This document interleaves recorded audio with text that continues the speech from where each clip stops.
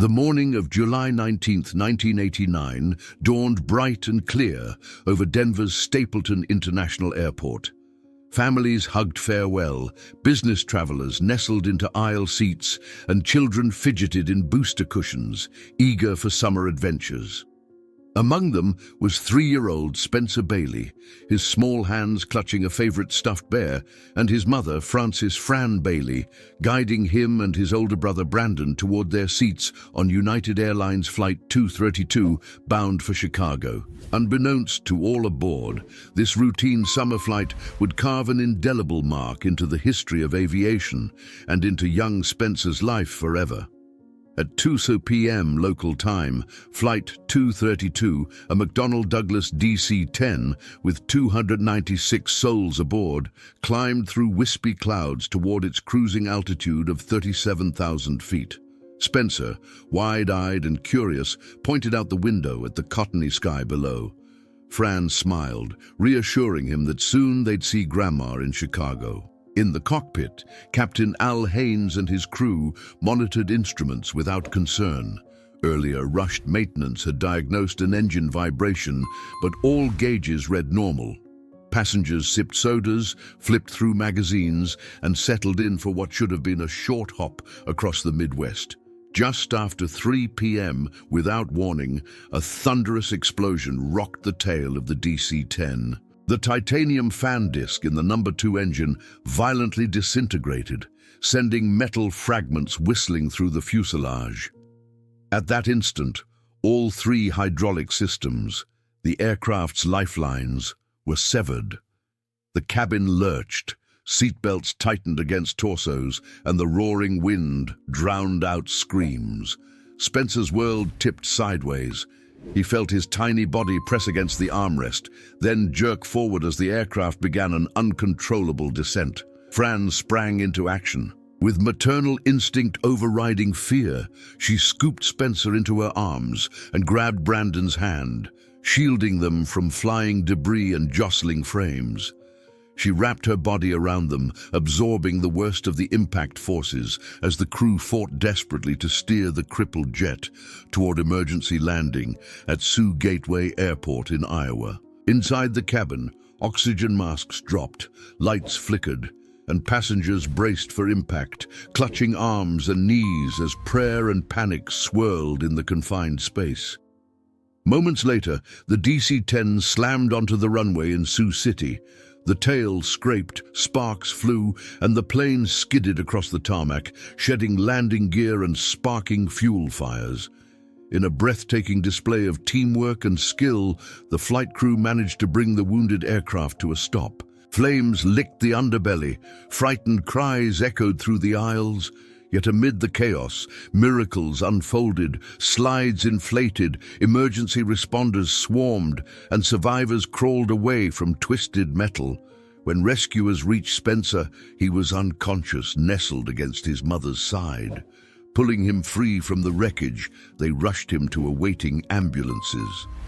Frances Bailey, however, did not emerge alive. She had sacrificed herself to shield her 2 sons, her final act an eternal testament of love and bravery. Spencer was airlifted to a Sioux City hospital, placed in a medically induced coma to manage severe brain trauma.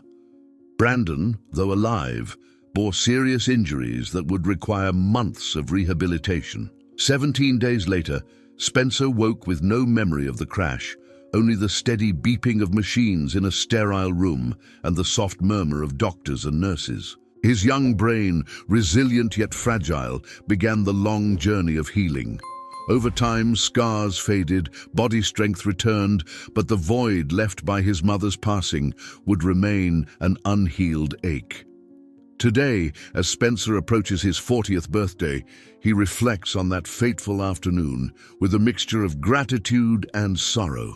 Though he has no conscious recollection of the moment of impact, a photograph of his rescue, tiny body wrapped in an orange survival suit cradled by EMS personnel, has become an enduring symbol. A statue commemorating the image stands at the Mid-America Museum of Aviation and Transportation in Sioux City, reminding visitors that from devastation can come incredible feats of courage and compassion. Spencer's first conscious moments were a blur of antiseptic smells and distant voices. The rhythmic hiss of a ventilator and the steady beep of monitors formed a strange lullaby that welcomed him back to life. Sunlight filtered through pale curtains, casting long shadows across the hospital room. For a child of 3, this sterile space felt vast and unknowable. He blinked against the glare, searching for familiar faces. Instead, he found strangers in crisp white coats leaning over him, whispering soft reassurances. "Mommy?" he croaked, voice thin as a whisper. The question hung in the air. Doctors exchanged solemn glances. At that moment, Spencer's heart sank with confusion. His mind could grasp that something was terribly wrong, but the details remained a shadow just beyond reach. Over the next hours, nurses coaxed him to drink water and offered gentle squeezes of his small hand, but every time he called for "Mommy," their expressions tightened. They could not give him the answer his heart yearned for. Across the corridor, his brother Brandon lay in another bed, his arm in a cast and bandages wrapping one leg. Brandon, only 2 years older, had suffered fractures and lacerations, but was steadily improving. When Spencer's eyes finally found his brother's, Brandon managed a weak smile and mouthed, "Brother." In that shared gaze, a silent bond formed. 2 boys united by loss and by the miracle that they still breathed.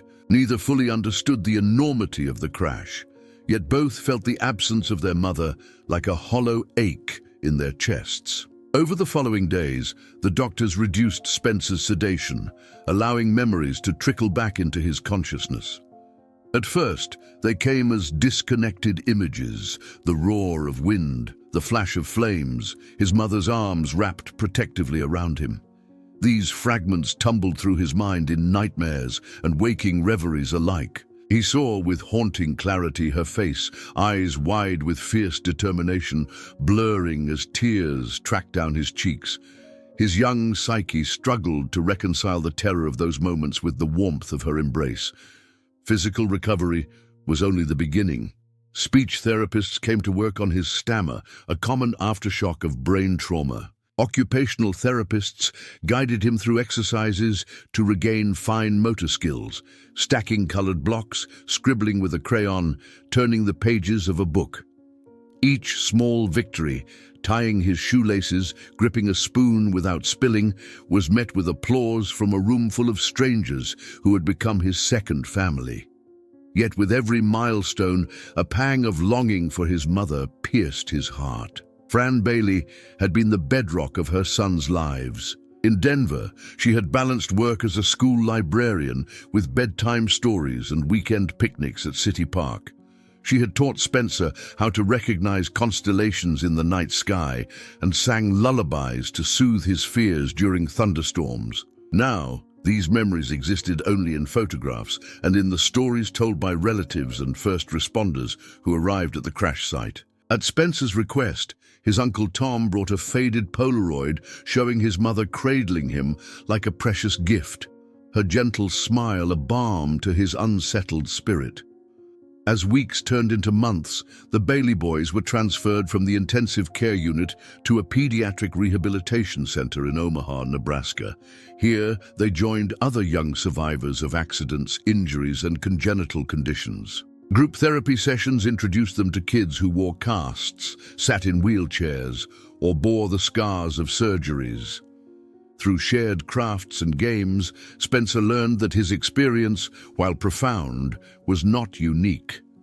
There was comfort in camaraderie, in knowing that others too had felt the sting of loss and the miraculous warmth of survival.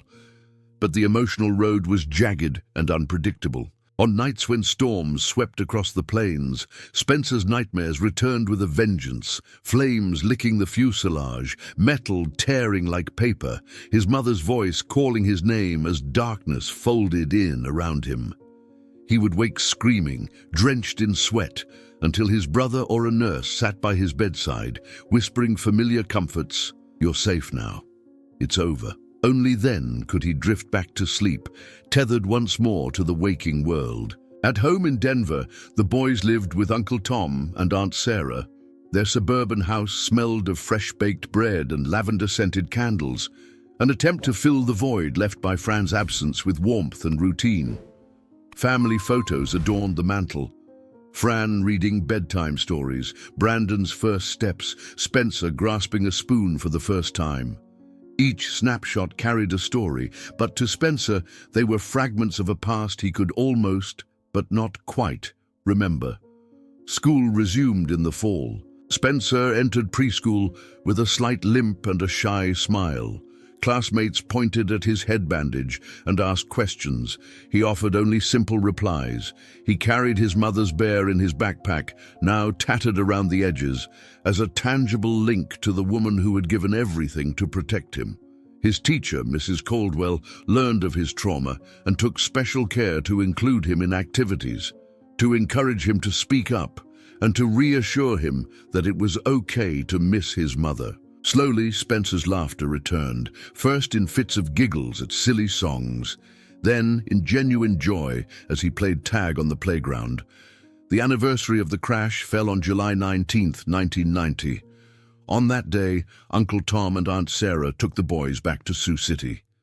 At the Mid-America Museum, they stood before the bronze statue inspired by the rescue photograph. A tiny child cradled in the arms of an EMS medic, orange suit gleaming against a backdrop of solemn figures. Spencer, now 4, reached out to touch the cool metal.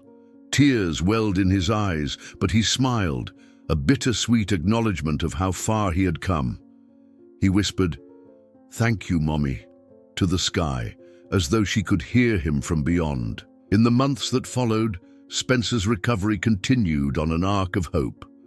Physical scars faded, speech became clear. He showed aptitude for drawing, often sketching airplanes in flight, white birds soaring against endless blue. In art class, he explained that airplanes were like graceful giants that sometimes had to fight to stay aloft. His classmates listened with quiet reverence. Though Spencer rarely spoke of the crash in detail, his drawings spoke volumes. Fragmented wings, rallying crowds, bright flames locked in battle with firm resolve. By the time he turned 5, Spencer had reclaimed much of the innocent wonder that defined his early years. Yet a subtle strength had taken root in his heart, a resilience born of adversity and nurtured by love. His bond with Brandon deepened into an unbreakable alliance. When Brandon coached him through tying his shoelaces or comforted him through nightmares, Spencer understood that family extended beyond biology. It was forged in shared trials and steadfast support.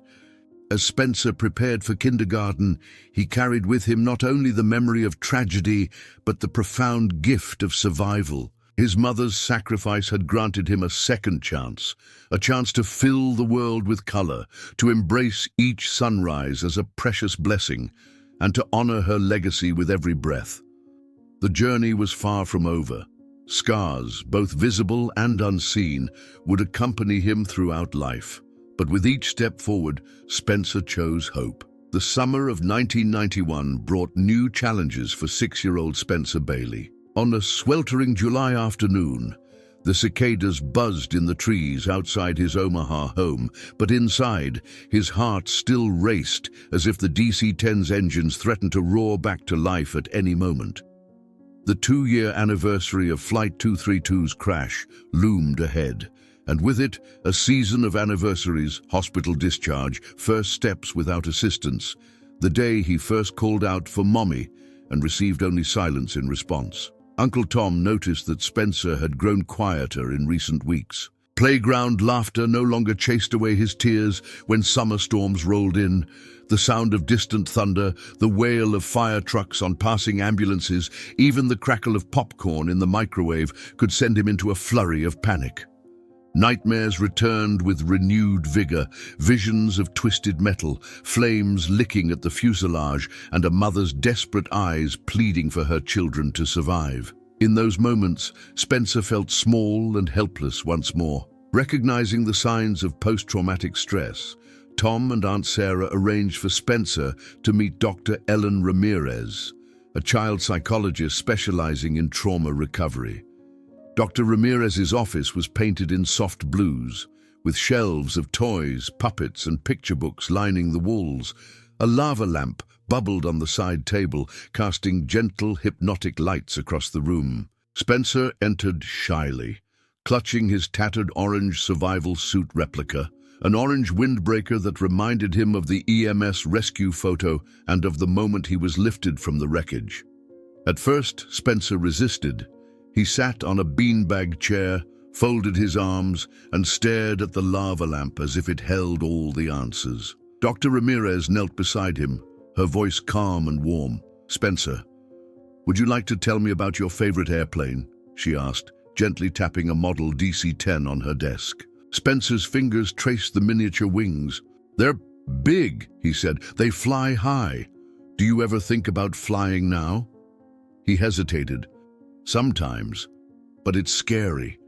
His words trembled on the edge of tears. Over the next months, Dr. Ramirez introduced Spencer to techniques that would become lifelines in his journey.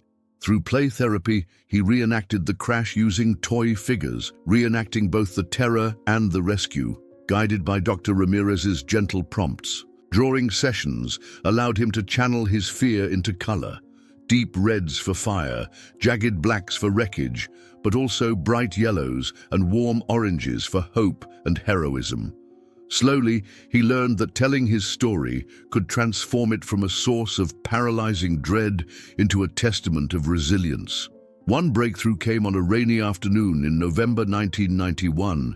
Thunder rolled as Spencer sat before a blank sheet of paper. He hesitated, then sketched a small airplane surrounded by a ring of sunshine. Next to the plane, he drew two stick figures holding hands, one labeled Spencer, the other Brandon. Below, he wrote in uneven capitals, "Thank you for saving us." When Dr. Ramirez saw the drawing, Spencer's shoulders relaxed for the first time in months. He looked up with tears glistening in his eyes and whispered, "I'm okay with rain now. It's like the plane needed rain to wash away the bad parts."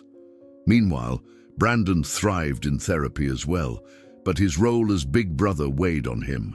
At 8 years old, he alternated between pride for protecting Spencer and guilt that he couldn't save their mother. Uncle Tom enrolled Brandon in a local support group for siblings of trauma survivors, where he learned to share his own fears and receive comfort from peers who understood. In that circle, he found permission to be both strong and vulnerable, a balance that taught Spencer by example. At home, the Bailey household began to heal. Family dinners turned into a time of shared laughter and storytelling. Tom and Sarah encouraged both boys to share memories of Fran, recounting her favorite recipes, especially her chocolate chip pancakes and her penchant for bedtime songs. Together, they recorded these stories in a scrapbook decorated with photographs, ticket stubs from Denver Zoo visits, and pressed dandelions gathered from City Park. The scrapbook became a living memorial, tangible, colorful, infused with love. School life continued to be a mixture of triumphs and trials. In 3rd grade, Spencer entered a classroom project on heroes in our community. While classmates chose firefighters and police officers, Spencer stunned his classmates by presenting the story of United Airlines Flight 232's rescuers, EMS personnel, airport staff, and volunteers who braved flames to save 185 lives. His presentation included hand-drawn illustrations of slide evacuations and diagrams of the DC-10's tail section. The room fell silent as he spoke of courage, born not from capes, but from compassion in the face of unimaginable odds. His teacher, Mrs. Caldwell, invited a local Sioux City EMS medic, one of the rescuers immortalized in the orange suit, to speak to the class via a taped interview. When Spencer heard the medic's voice recounting how they found a tiny boy wrapped in a mother's arms, he pressed his hand to his chest, feeling warmth spread through him. For the first time, He spoke the words that had sat unspoken in his heart. "My mom saved me." Around him, classmates nodded and smiled, their understanding softening the edges of his grief. By early 1993, Spencer's nightmares had grown sparse. Thunder no longer triggered panic. Instead, he closed his eyes and imagined piloting his own airplane, trusting its controls. He volunteered at local air shows, helping guide visitors through exhibits about Flight 232. Each time he shared his story, he felt a step lighter, as if every word shed a small piece of sorrow that had long weighed him down. Yet Spencer knew his journey was not over. Scars, he understood, were neither signs of weakness nor of timeless pain. They were maps of where healing had taken root and where growth awaited. And with every chapter he conquered, he honored his mother's ultimate sacrifice, turning tragedy into purpose. At dawn, on August 22, 1995, 13-year-old Spencer Bailey stood before the departure board at Denver International Airport, heart pulsing in his ears. The terminal thrummed with the familiar hum of rolling suitcases, flight announcements, and distant laughter. Yet for Spencer, this morning was unlike any other. He was about to board his first airplane since United Airlines Flight 232's crash 6 years earlier. The flight number, UAL 2314, blinked on the screen beside his name. Spencer Bailey, seat 14A. A small microphone clipped to his shirt would record the journey for an upcoming local news segment on survivors reclaiming flight. Clutching his worn orange windbreaker, his symbolic survival suit, Spencer walked toward Gate B32. Memories of that fateful July afternoon in 1989 flickered through his mind. The sudden lurch, the roar of decompression, the searing heat of emergency slides deploying. He swallowed hard, recalling his mother Frances' voice soothing him as they braced together. But this time, he would fly not as a victim, but as a testament to hope. Through the jet bridge window, he watched the gleaming fuselage of a Boeing 737-800 series aircraft, United's workhorse of the skies. The registration N372UA on the tail fin looked innocuous, a silent promise of safe passage. Taking a deep breath, Spencer stepped aboard and found his seat by the window. The flight attendant, a friendly woman named Marisol, greeted him by name. "Welcome aboard, Spencer," she said, offering a reassuring smile. "We've prepared a little surprise for you." Moments later, Captain Al Haynes, now retired from United Airlines, but invited as an honorary guest, ambled down the aisle flanked by 2 uniformed co-pilots. Spencer's breath caught. Haynes, who had commanded Flight 232's cockpit with unwavering calm during the Sioux City emergency, still carried an aura of steady competence. His crisp uniform was adorned with 4 stripes, and his eyes held the same steely resolve. He stopped at Spencer's row and extended a hand. "Spencer, it's an honor to share a flight with you today," he said, voice warm and steady. Spencer shook his hand, his own trembling with emotion. "Thank you, Captain," he managed. "I wouldn't be here without you." Haynes nodded solemnly. "Today, you're not just flying in memory of what happened, you're soaring because that event happened. It gave you a story of courage and survival. Embrace it." As the cabin doors closed at 8:15 a.m., Spencer felt the engines spool and the aircraft push back smoothly from the gate. The safety demonstration commenced, but to him, the standard script took on deeper meaning. He watched passengers buckle seatbelts, stow luggage, and adjust headrests, small acts of faith in machinery and crew. At 8:28 a.m., the 737 taxied to runway 35R, its wheels humming against concrete before accelerating into the sky. Spencer pressed his forehead gently to the window, the city shrinking beneath him as wispy clouds welcomed the plane into their realm. Mid-flight, Haynes invited Spencer to sit in the cockpit jump seat. There, above the roar of 2 CFM56 engines, the panorama of Colorado's Front Range unfolded like an endless mural. The jagged silhouettes of the Rockies, the patchwork of fields and suburbs, and the distant shimmer of Chatfield Reservoir. Haynes pointed to the altimeter showing 35,000 feet. "All systems are green," he said. "Just like that day in '89, we rely on our instruments, our training, and our teamwork. But today, we also rely on you to prove that fear can be transformed into purpose." Spencer inhaled the recycled air and exhaled a calm he hadn't felt in years. He watched the co-pilot adjust the heading indicator and felt the subtle sway of the aircraft banking toward Kansas. He asked Haynes about the DC-10's flight controls and hydraulic systems. The former captain explained the differences between the DC-10's 3 independent hydraulic circuits and the dual hydraulic rams of the 737's elevators and rudder. With each technical detail, Spencer's confidence grew. As the sun dipped westward, painting the sky in hues of gold and rose, the aircraft began its descent into Wichita, chosen for its connection to Flight 232's origins at Stapleton, 5 miles west of downtown Denver in 1989. When the wheels touched down at Eisenhower National Airport, gentle applause rippled through the cabin. Spencer felt a swelling pride. He had reclaimed the sky. Later that evening, back in his hotel room, Spencer reviewed the day's recordings. The clip of him gripping Haynes's hand in the cockpit, grinning ear to ear, made him realize how far he'd come. From terrified child to determined teenager. He penned a journal entry, August 22nd, 1995. "Today, I flew again. I looked death in the face and chose to rise above it. The sky is not my enemy, it is where memories become hopes." That night, Spencer fell asleep without fear, dreaming of white clouds beneath him and endless horizons ahead. In the morning, he would return to Omaha, to school, to the rhythm of everyday life. But he carried with him a renewed sense of purpose, to honor his mother's memory, to share his story with the world, and to one day become a voice for safety, compassion, and resilience in aviation.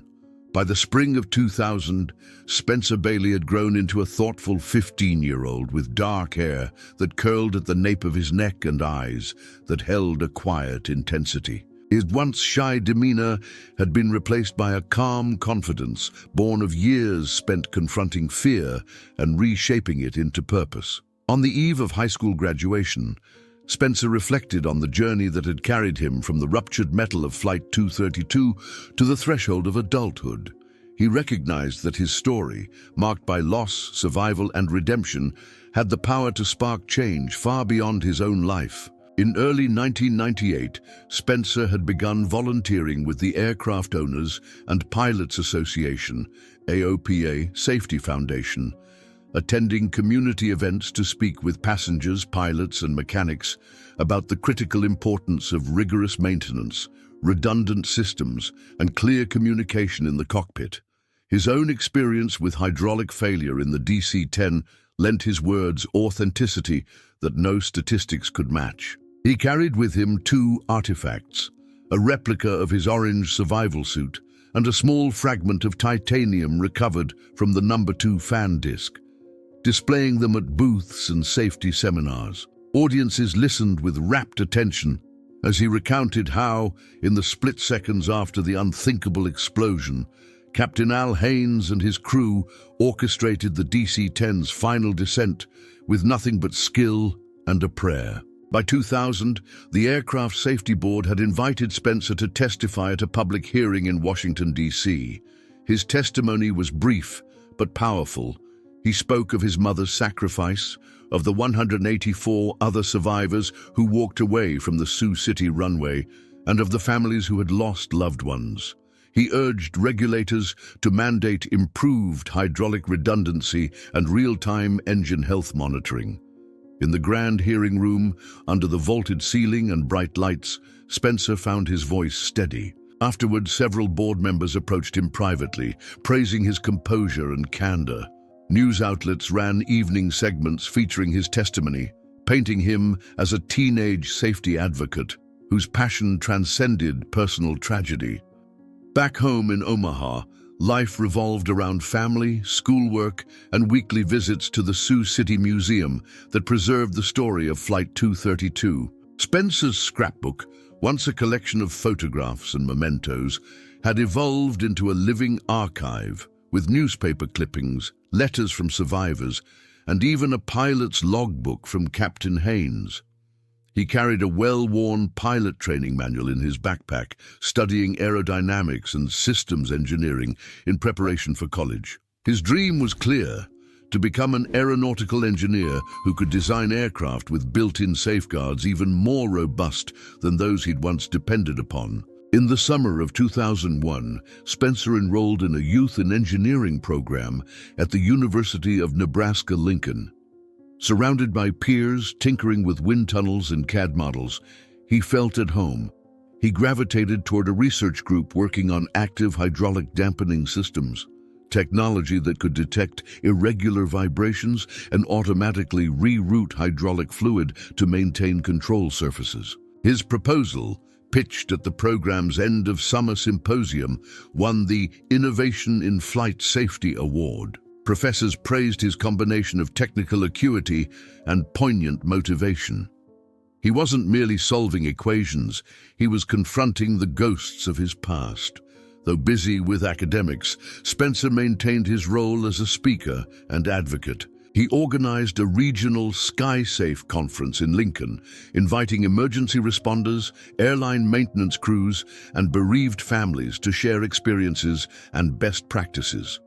The conference's keynote address, delivered by Spencer himself, wove together technical insights with personal testimony, reminding attendees that behind every policy and procedure lay human lives. That evening, as the auditorium lights dimmed and a slide of the orange survival suit silhouette flickered on the screen, Spencer felt the weight of responsibility settle on his shoulders. Yet he welcomed it. It kept his mother's legacy alive. The events of September 11, 2001 cast a long shadow over aviation and the broader world. In the months that followed, Spencer watched with sober determination as security protocols tightened and airports transformed. He recognized that public confidence in flight was fragile, and that restoring it would require not only advanced technology, but also the human stories that reminded travelers of aviation's triumphs, not solely its tragedies. He joined a task force with the Federal Aviation Administration, FAA, to help develop passenger education materials, short, compelling videos and pamphlets that would demonstrate safety procedures, evacuation routes, and the critical role of flight attendants in emergencies. Spencer's narrative segments, recorded in a crisp, reassuring tone, opened each video, bridging the gap between policy and personal resolve. By the time he graduated high school with honors in 2003, Spencer had secured a full scholarship to Purdue University's School of Aeronautics and Astronautics. At his commencement ceremony in May, surrounded by classmates in caps and gowns, he carried with him not only a diploma, but also the enduring memory of that clear July afternoon in 1989. In his cap's tassel, he had tucked a tiny orange ribbon, an unspoken homage to the suit that had cradled him to safety. Standing on the stage to receive his diploma, the oak-paneled hall filled with applause. Spencer scanned the audience. His Uncle Tom, Aunt Sarah, Brandon, taller now, a pillar of strength, Captain Haynes seated among the dignitaries, and even a contingent of Flight 232 survivors who had traveled to celebrate this milestone. As Dean Matthews shook his hand, Spencer locked eyes with Haynes, whose nod conveyed pride, respect, and quiet affirmation. The boy he'd once rescued had become a man on a mission. That evening, under a canopy of stars burning bright against the Indiana sky, Spencer walked back to his dorm for the last time as an undergraduate. He paused by the quad's fountain, its water sparkling like liquid light, and whispered into the night, "For you, Mom." In that silent vow lay the promise of chapters yet unwritten, designing safer skies, speaking for the voiceless, and ensuring that every flight carried not only engines and fuel, but the compassion and courage that transformed disaster into destiny. By the autumn of 2003, Spencer Bailey had traded the rolling Midwest plains for the dynamic bustle of West Lafayette, Indiana. Purdue University's School of Aeronautics and Astronautics welcomed him with rigorous coursework and an atmosphere crackling with possibility. Spencer plunged into his studies. Fluid dynamics, aircraft structures, control systems, each lecture a revelation that deepened his grasp of the very forces that had once betrayed him. Yet amid the equations and wind tunnel experiments, he never lost sight of the human dimension that underlay every calculation. In the spring semester of his sophomore year, Spencer joined the university's renowned Unmanned Aerial Systems, UAS Club. Tasked with designing, building and piloting a custom drone for a national competition, he applied lessons from his summer research on active hydraulic dampening to improve the craft's stability in high winds. Late nights in the lab found him poring over CAD models and running computational fluid dynamics, CFD simulations, the gentle hum of servers echoing the turbines whose safety he was determined to enhance. When the competition culminated in Dayton, Ohio, in May 2005, the Purdue team's drone navigated a complex obstacle course with unprecedented precision, earning second place and attracting the attention of industry recruiters. That summer, Spencer accepted a coveted internship at Boeing's Commercial Airplanes division in Seattle. Immersed in a world of composite materials and avionics, he joined a project team tasked with refining the 787 Dreamliner's fly-by-wire control algorithms. His background, marked by the hydraulic failure of a DC-10, gave him unique insight into the imperative for reliable backup systems. He proposed integrating an adaptive feedback loop that could detect abnormal control surface responses and automatically engage secondary actuators. Senior engineers, impressed by his blend of technical acumen and personal conviction, implemented a prototype version for ground tests. Those months in Seattle also offered Spencer a chance to rediscover the exhilaration of flight. On clear evenings, he'd slip away to Lake Washington's shoreline, watching 737-800s and 777s take off against the Cascade foothills. Sometimes he would charter a flight lesson with a private instructor at Renton Municipal Airport. Clad in a crisp white shirt and clutching the yoke for the first time, he reveled in the sensation of commanding an aircraft's every pitch and bank. His childhood fears transmuted into a commanding confidence. Returning to Purdue in the fall of 2005, Spencer continued to lead by example. He became president of the AOPA's student chapter, organizing safety seminars that paired technical briefings with the personal narratives of survivors and first responders. His signature presentation, When Systems Fail, Lessons from Flight 232, became mandatory viewing for freshman engineers. He taught them that each rivet, each hydraulic line, each software patch could hold the boundary between routine flight and catastrophe. Graduation arrived in May 2007 with honors, a Bachelor of Science in Aeronautical Engineering, and a class rank in the top 5%. At commencement, Spencer delivered the student address. He spoke of turbulence and triumph, of how the roar of engines could instill either dread or delight, depending on the care invested in their design and operation. His words resonated beyond the auditorium. The speech was later featured in Aviation Week and Space Technology magazine, lauding the survivor engineer whose personal mission fuels industry progress.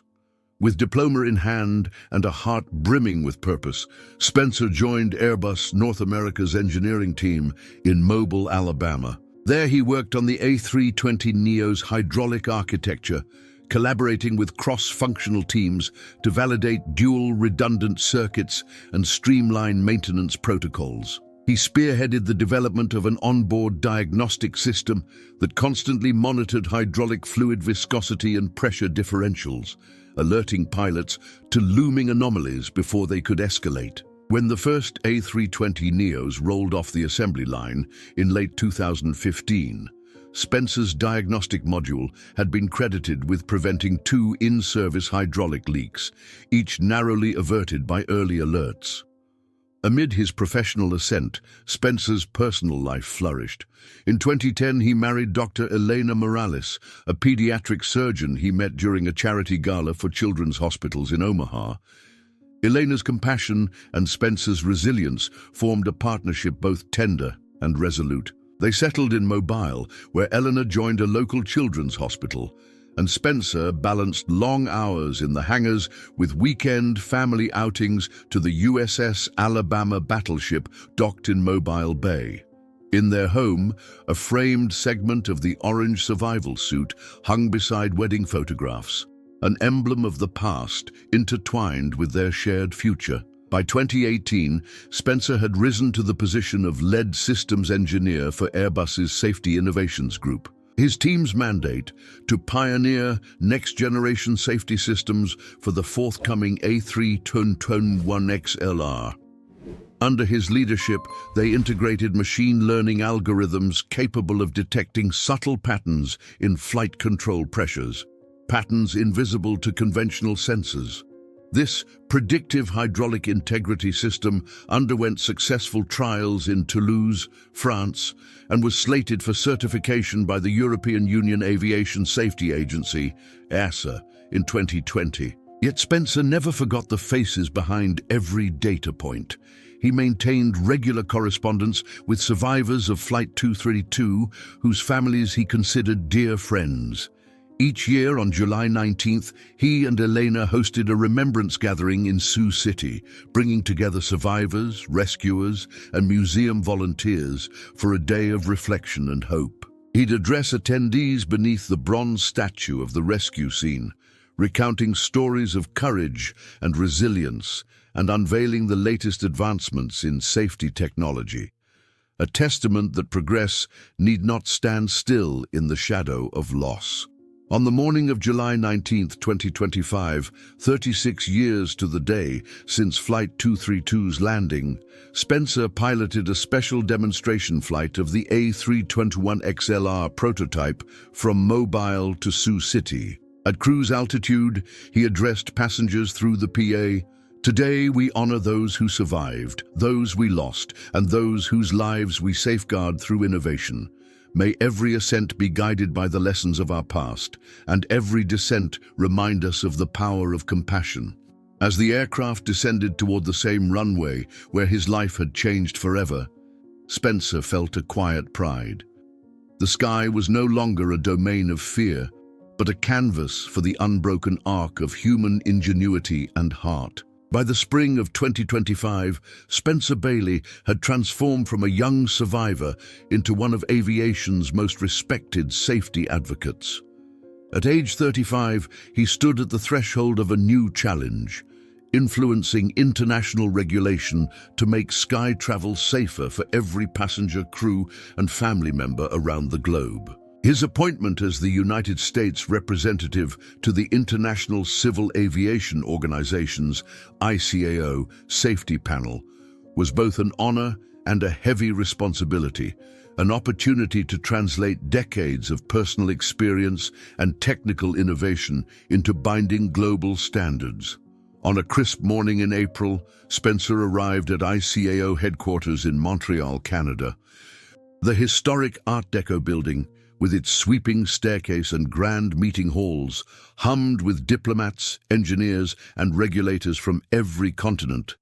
Flags fluttered along the boulevard outside, a parade of nations united by the shared promise of safe flight. Spencer's briefcase held two key items: a technical white paper outlining his team's predictive hydraulic integrity system, and a framed photograph of his 3-year-old self, swaddled in his mother's arms moments after the Flight 232 crash, an image that had guided every step of his journey. The first session of the safety panel convened in room 602, where representatives debated amendments to Annex 6, the ICAO standards for the operation of aircraft. Topics ranged from fuel tank inerting requirements to cockpit automation safeguards. When the chair called for proposals on hydraulic system monitoring, Spencer rose to address the assembly. His voice, clear and measured, carried the weight of lived experience. Esteemed colleagues, we can no longer accept hydraulic failures as anomalies best handled in the moment. We must anticipate them, Our predictive algorithms, tested on both the A320neo and the A321XLR platforms, have demonstrated a 98.7% success rate in identifying aberrant pressure patterns up to 20 minutes before control loss occurs. By mandating onboard diagnostics that integrate machine learning analyses of pressure, temperature, and vibration signatures, we give crews precious time to execute diversion protocols before situations become critical. Heads nodded, pens scratched notes, and Spencer felt the energy in the room shift from cautious curiosity to engaged collaboration. Delegates from the European Union and Japan asked technical questions about data bandwidth and certification timelines. Representatives from small island states raised concerns about retrofitting older fleets. Spencer addressed each point with patience and pragmatism. He proposed a phased implementation schedule, cost-sharing mechanisms for developing nations, and an industry-funded training program to help mechanics and pilots interpret the new data feeds. Over the next 3 days, he chaired working groups, brokered compromises, and marshaled support. He listened carefully to voices from Africa and Latin America, understanding that safety could not be phased in only for the newest jets. By the final plenary session, a consensus text had emerged, an amendment to Annex 6 requiring all commercial jetliners over 20 seats to install a certified hydraulic integrity monitoring system by 2030, with compliance deadlines staged by aircraft age and type. When the Assembly voted, the measure passed with overwhelming majority. Spencer allowed himself a private moment of satisfaction. A global regulation born of his mother's sacrifice and his life's work would soon protect millions. That evening, he returned to his hotel overlooking the St. Lawrence River.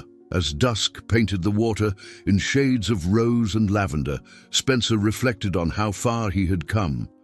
From the frightened 3-year-old in an orange survival suit to a diplomat shaping the future of flight. He retrieved his phone and tapped out a message to his wife, Eleanor. Annex 6 amendment passed. ICAO vote was unanimous. Heading home soon. Love you and Jack. Moments later, a photo of his 5-year-old son appeared. Jack, beaming, clutching a toy glider he had painted sky blue. Spencer smiled, feeling the familiar warmth of home, reminders that his professional victories were inseparable from the personal legacy he was building. Back in Mobile, Alabama, Spencer's momentum continued at Airbus's Safety Innovations Group. As the world prepared for the rollout of the XLR's hydraulic integrity system, he oversaw final firmware updates and quality audits. But he also made time for community outreach. In May, he and Elena hosted a Future Flyers workshop at the local Children's Museum. Together, they led a group of kids through simple experiments on lift and drag, ending with a hands-on session where each child assembled a foam plane and tested it in a mini wind tunnel. Jack, now old enough to explain how Bernoulli's principle worked, demonstrated his father's pride. That summer, Spencer accepted an invitation from the Smithsonian National Air and Space Museum to deliver a public lecture series titled From Tragedy to Triumph, Lessons in Aviation Safety. In the hallowed halls beneath the Wright Flyer, thousands of visitors gathered to hear him speak. He wove his personal narrative, his mother's final act, the Sioux City miracle, the evolution of his career, into a larger tapestry of innovation. He emphasized that safety was not merely an accumulation of regulations, but a culture built on empathy, vigilance, and shared responsibility. Each talk ended with a standing ovation, but Spencer deflected the acclaim. "This is not my triumph alone," he reminded audiences. "It is ours, pilots, engineers, regulators, rescuers, and passengers alike." As the calendar turned to July 19th, 2025, the 36th anniversary of Flight 232, Spencer organized a commemorative symposium in Sioux City. Survivors, rescuers, industry leaders, and families gathered for panels on emergency response, human factors, and next-generation safety systems. He opened the event with a moment of silence, then recounted the crash through the eyes of his 3-year-old self, bridging the gap between past and present. When he introduced the final speaker, a young Airbus engineer presenting new research on autonomous control backups, Spencer felt a profound sense of continuity. The story that began in tragedy had blossomed into an enduring mission that would outlast him. Driving home after the symposium, Spencer passed the bronze statue at the Mid-America Museum, its dark silhouette etched against a fiery sunset. He parked his car and walked to the monument's base, placing a single orange ribbon at its foot. Closing his eyes, he whispered, "We did it, Mom." The warm breeze carried his words upward, as if answering with the promise of clear skies ahead. The morning sun filtered through the tall windows of the new Aviation Safety Innovation Center in Mobile, Alabama, casting long beams of light across polished concrete floors. Inside, state-of-the-art simulators hummed softly, their screens awaiting the next wave of engineers, pilots, and researchers eager to push the boundaries of flight safety. In the center of this modern crucible, a bronze plaque bore an inscription in bold letters, the Francis Bailey Fellowship for Aviation Resilience. It was a tribute Spencer Bailey had proposed in honor of his mother, the woman whose embrace had saved his life and whose sacrifice had inspired every advance he had championed. As Spencer stood before the plaque, memories washed over him. The feel of Fran's arms around him as the DC-10 shuddered, the blur of paramedics pulling him free, the hush of reverent applause when the aircraft finally stopped, the sterile quiet of hospital halls where he learned his mother would not awaken. Those early lessons in love and loss had carved out a mission larger than any one life, and today that mission found its most concrete expression. The Francis Bailey Fellowship would provide annual grants to young researchers studying human factors in emergency response and the integration of compassionate design into safety systems. Applications poured in from around the world. Proposals for intuitive evacuation lighting, haptic feedback controls for disoriented pilots, and virtual reality training programs for cabin crew to manage panic in confined spaces. Spencer envisioned a global network of innovators, each building on the work he and his colleagues had begun, ensuring that the story of Flight 232 would resonate not only in history books, but in every new cockpit and cabin they designed. That afternoon, Spencer hosted the inaugural fellowship ceremony. Among the attendees were representatives from Airbus, Boeing, Embraer, and the FAA, alongside former survivors of Flight 232 and their families. Captain Al Haynes, now in his late 80s but still spry and sharp, delivered the keynote address. He recounted the Sioux City landing with characteristic humility, crediting teamwork and training. But he reserved his deepest praise for the spark ignited in a 3-year-old boy whose future he could not then have imagined. When it came time for Spencer to speak, he paused, letting the weight of the moment settle over the assembled crowd. His voice, steady but laced with emotion, carried across the hall. "My mother gave her life so that I might live. But she did more than save me. She gave me a promise. That promise was to honor her sacrifice by making every flight safer, every cabin kinder, every landing surer." The Francis Bailey Fellowship is not just a grant program. It is a covenant between past and future, a recognition that we inherit both the scars and the wisdom of those who came before us. To every young researcher here, may you carry Fran's courage in your heart as you forge new paths in aviation safety. Amid applause and a scattering of tears, Spencer unveiled a bronze relief depicting the famous rescue photograph. A tiny child wrapped in his mother's arms, EMS personnel converging around them. Dusting his hands of the red velvet cloth, he felt the familiar ache of absence, but also the emboldening force of purpose. Here, at the intersection of memory and innovation, his mother's spirit lived on. In the days that followed, Spencer returned to his regular duties, but nothing felt routine. Every time he passed a row of workstations or stepped into a design review meeting, he was reminded that history's fissures could become the crucibles of change. When a junior engineer asked him why he remained so passionate after decades in the field, he offered a simple answer: "Because I know what happens when we fail, and I see what's possible when we do better." Outside the Innovation Center, a new generation of aviation professionals looked to the Bailey legacy as a beacon.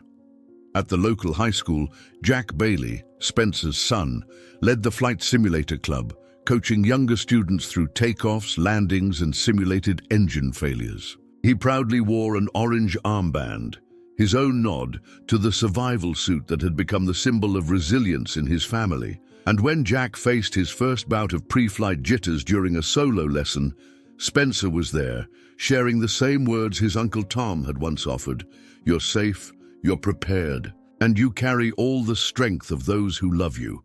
On the 36th anniversary of Flight 232, July 19, 2025, Spencer delivered a closing address at the Mid-America Museum of Aviation and Transportation. This time, he spoke not to industry leaders or regulators, but to school children on field trips, to families on summer outings, and to tourists who marveled at the story of the miracle on the runway. His message was universal. Every life is a story waiting to be told. Some stories begin in tragedy, but they need not end there. When we face our fears, when we extend our hands to one another, we transform pain into progress. And in doing so, we ensure that the sacrifices of the past become the foundations of a safer, brighter future. As he stepped down from the podium, Spencer caught sight of a young girl clutching her mother's hand, her eyes wide as she gazed at the rescue statue. He knelt beside them and offered her a small replica of the orange survival suit keychain that he carried on his own belt. "This is for you," he said softly. "May it remind you that courage can come in the smallest packages, and that every life, no matter how fragile, holds the power to change the world." That evening, as the sun set behind the Sioux City skyline, Spencer walked along the runway's edge, now silent, overgrown with prairie grasses. He closed his eyes, feeling the breeze whisper across the tarmac. In the soft hush of dusk, he heard again the echo of engines, the rush of wind, the tender voice of his mother calling him home. And in that moment, Spencer Bailey knew that his legacy, carved in steel, spirit, and love, would soar for generations to come. The dawn of August 7, 2025, broke over Mobile with the soft warmth of a summer sunrise. In the hangar of the Aviation Safety Innovation Center, the gleam of polished aluminum and carbon fiber composites reflected the promise of tomorrow's flight. On the tarmac stood a brand new A320XLR, the next evolution in the X family, its fuselage still bearing the fresh sheen of factory paint. Today marked the inaugural demonstration of the aircraft's fully integrated Predictive Hydraulic Integrity Suite, not only on a prototype, but across a fleet of 10 production-line jets destined for global carriers. Spencer Bailey arrived early, dressed in a crisp blue blazer over his signature orange tie, an homage to the survival suit that had become his family's emblem. Around him, engineers and pilots buzzed with anticipation, checking sensors, calibrating algorithms, and reviewing flight cards. Yet amid the technical rigor, Spencer focused on the human faces. A young avionics specialist named Aisha from Kenya, whose fellowship grant had funded groundbreaking work on radar-augmented diagnostics. A French systems engineer, Mark, whose virtual reality training modules now formed the backbone of Airbus's global cabin crew certification. And a timid intern, Mei Ling, fresh from her university dorm in Shanghai, clutching a stack of handwritten notes on haptic feedback controls for emergency slide deployment. At 9 a.m., Spencer gathered the team around one of the jet's landing gear struts, where a placard bore the engraved names of all inaugural fellows of the Francis Bailey program. When he read their names aloud, Aisha Kamau, Marc Dupont, Mei Ling Zhou, each step of progress felt tethered to the spark of inspiration that his mother's sacrifice had ignited decades earlier. As the final name echoed on the hangar walls, Spencer laid a single orange rose at the base of the list. "For courage," he whispered, "and for every life we fly to protect." Inside the cockpit, Captain Helena Ortiz, an experienced long-haul pilot from Mexico City, performed a final systems check under Spencer's watchful eye. She examined the instrument panel, ensuring that the hydraulic pressure histograms displayed on the multifunction screen reflected normal baselines. Outside, the ground crew signaled "all clear." Spencer settled into the observer's seat behind the flight deck, his heart steady with the knowledge that this moment was more than a test. It was a testament to collaboration across continents, cultures, and generations. As the A322XLR taxied to runway 18, Spencer's phone buzzed with a live video call. On the screen, his son Jack, now 8 years old, beamed from his school's flight club meeting in Mobile. Jack's project, designing a model wing with embedded LEDs to simulate a runway's escape path lighting. The pride in his voice resonated through the cabin comms. "Dad, I'm testing my lights next week." Spencer tapped the screen gently. "That's incredible, champ. Keep shining." It was a reminder that the arc of progress began in the small classrooms and workshops where dreams first took flight. At precisely 9:17 a.m., the A322XLR lifted off, its heavy rotation smooth and assured. The cabin's online diagnostic suite hummed quietly in the background, sampling pressure, vibration, and temperature data at sub-second intervals. As Spencer watched the real-time telemetry feed on his tablet, he felt a familiar thrill, the same awe that had seized him on his first post-recovery flight years ago, but now that wonder was grounded in rigorous science and empathy. The machine's voice was one of predictive care, whispering alerts before anomalies could escalate. Mid-flight, over the Gulf of Mexico's cerulean expanse, Spencer convened a live remote link with ICAO officials and safety agencies from 5 continents. On the large hangar screens, each agency's representative watched the data stream. A smooth curve of hydraulic pressure, a cluster of vibration vectors within safe thresholds, and an active alert panel showing 0 warnings. When Spencer announced, "All systems are green, predictive suite functioning nominally," a wave of applause rippled through the cabin. In Doha, Delhi, Mexico City, and beyond, colleagues sent congratulatory messages. The moment signified not only a technical triumph, but the culmination of a global fellowship. Those first seeds planted in Mobile had blossomed into a worldwide network committed to safeguarding flight. The return to Mobile was met with fanfare. A water cannon salute from fire trucks, airport personnel lining the taxiway with applause, and local news crews capturing the historic landing. Spencer disembarked alongside Captain Ortiz and the core engineering team. A small ceremony followed on the apron. Spencer presented the Aisha, Mark, and Mei Ling with framed certificates honoring their contributions. Their smiles were radiant, and in their eyes shone the same determination he had first seen in the hangar that morning. As the crowd dispersed, Spencer took a moment alone beside the jet's nose cone. He laid his hand on the polished surface, feeling its cool solidity. Memories cascaded through him. The fear in his mother's eyes, the roar of the DC-10's engines, the hush of rescue teams, the sterile corridors of recovery, the halls of regulation, and now this modern marvel born of countless collaborations. He closed his eyes and whispered, "For you, Mom, for all of us." That evening, at a gala fundraiser in downtown Mobile, Spencer addressed philanthropists and aerospace leaders. He spoke of how safety demanded both heart and mind. "We must honor data with compassion," he said, voice clear above the clink of glasses. "Because behind every alert, every passenger, every child clutching a teddy bear is a human story, fragile, precious, and infinitely worth protecting." Months later, the Francis Bailey Fellowship announced its first international symposium to be held in Nairobi, Kenya. Aisha's team would host sessions on sensor fusion in harsh climates, while Mark's cohort would demonstrate haptic prototypes, and Mei Ling would lead workshops on culturally tailored emergency instructions. Jack, now inspired by his father's global impact, submitted a design for a bilingual flight simulator game to teach children basic safety concepts. Spencer read the proposal with a proud smile. The torch he'd once carried was now a beacon passed across oceans and generations. As the sun set on another day of progress, Spencer reflected on the journey carved by that single moment of sacrifice, how a mother's love had rippled outward to save lives, inspire innovation, and unite people around a shared purpose. His legacy, he realized, transcended any one regulation or technology.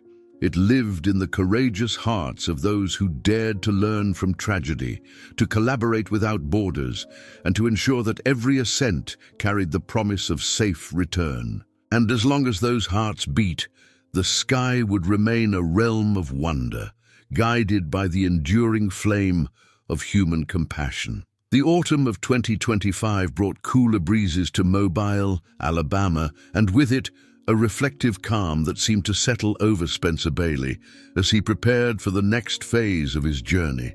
At 40, he felt the weight and wonder of a life shaped by tragedy and triumph. The Francis Bailey Fellowship had grown into a vibrant global community. The predictive hydraulic integrity system was rolling out on fleets around the world. And yet, Spencer knew that every innovation, every regulation, depended upon the human stories that first inspired them. In October, he traveled to São Paulo, Brazil, for the annual World Aviation Safety Summit. 5 months earlier, he had presented at ICAO. Now, he would share the fellowship's progress and advocate for broader adoption of human-centered design in all aspects of aviation, from cockpit interfaces to passenger communications. The theme of his keynote was simple but profound: engineering with empathy. Standing before a packed auditorium at the Centre de Convenções Rebusa, Spencer began by showing a single photograph. A tiny boy in an orange survival suit cradled in his mother's arms, surrounded by rescuers. The audience sat in hushed silence. He told the story from his own perspective: the mounting excitement at Denver's Stapleton Airport, the sudden explosion, the frantic descent, the searing flames, and the hush of life-saving hands reaching through twisted metal. He spoke of his mother's sacrifice, how, by shielding him and his brother, she had transformed horror into a legacy of compassion. But, he continued, the photograph alone is not enough. If we see only data, only machines, we risk forgetting the lives behind the numbers. Every system we build must serve the person who breathes, hopes and dreams, behind the headset, behind the safety card, behind the mask. He wove this thread through technical slides on sensor fusion, case studies on ergonomic cockpit layouts, and testimonials from families whose lives had been touched by the fellowship's grants. He ended with a call to action. Let us engineer not only for performance, but for the people who depend on our ingenuity. Let us honor every life by remembering that our designs carry their stories skyward. The ovation that followed was heartfelt, a confirmation that Spencer's message resonated across cultures and continents. In the days that followed, he held workshops with Brazilian engineers on integrating bilingual passenger announcements and intuitive emergency lighting systems tailored for diverse cabin environments. He toured Embraer's advanced flight deck mock-ups, offering feedback on haptic seatbelt indicators and voice-activated controls. Everywhere he went, he encountered the same spark of purpose, the conviction that technology serves best when grounded in empathy. Returning to Mobile in early November, Spencer found his home shifting in small, powerful ways. His son, Jack, now 9, was assembling his first glider entirely from recycled materials, a project for the city's science fair. Elena, balancing her surgical career with partnership in pediatric outreach, invited Spencer to speak at a children's hospital grand rounds on the importance of narrative therapy in trauma recovery.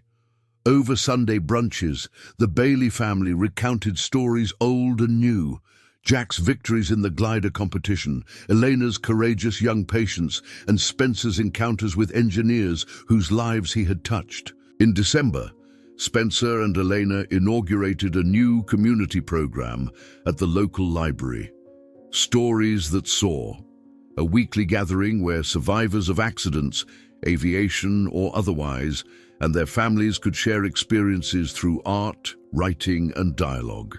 Children as young as 5 painted wing designs, while adults penned essays on resilience. The program embodied Spencer's belief that healing and innovation begin with storytelling, a principle he had lived since age 3. As the calendar turned to 2026, Spencer reflected on how the promise he had carried, the promise born in his mother's arms, had unfolded into chapters richer and wider than he ever imagined. Technologies he'd helped develop now monitored hundreds of aircraft worldwide. The fellowship had funded over 50 projects spanning 6 continents, and regulatory frameworks he'd influenced were saving lives in real time. Yet in quiet moments, he still visited the Mid-America Museum in Sioux City, kneeling before the bronze statue that first etched his story into public memory. He would place fresh orange roses at its base and whisper, "We carry on, Mom. One life, one design, one story at a time." On July 19th, 2026, the 37th anniversary of Flight 232, Spencer organized a final commemoration event in Sioux City before turning his focus to new frontiers: sustainable aviation fuels, urban air mobility, and advancing virtual reality training for rare but critical emergencies. He stood again beneath the statue, looking toward the runway where his life changed course. With Jack at his side, Elena behind him, and Captain Haynes watching from the front row, Spencer spoke to a crowd of families, engineers, pilots, and children. "Today, we honor not only the miracle that saved me, but the ongoing miracle of human collaboration. Every flight we improve, every child we empower, every heart we heal is a tribute to the love that gave me life." As we look to new horizons, electric wings, autonomous skies, let us never forget that innovation without empathy is an incomplete journey. Let us always ask, who are we protecting? Who are we serving? And whose story guides our hands? As the sun dipped below the horizon, painting the sky in shades of rose and gold, Spencer held Jack's hand and gazed at the runway lights flickering on one by one. In that moment, he felt the timeless echo of his mother's final words, words he would never hear, but whose essence he carried. Live. And so he did, soaring onward, guided by memory, fueled by hope, and committed to a future where every life, no matter how small or fragile, could dare to dream of flight.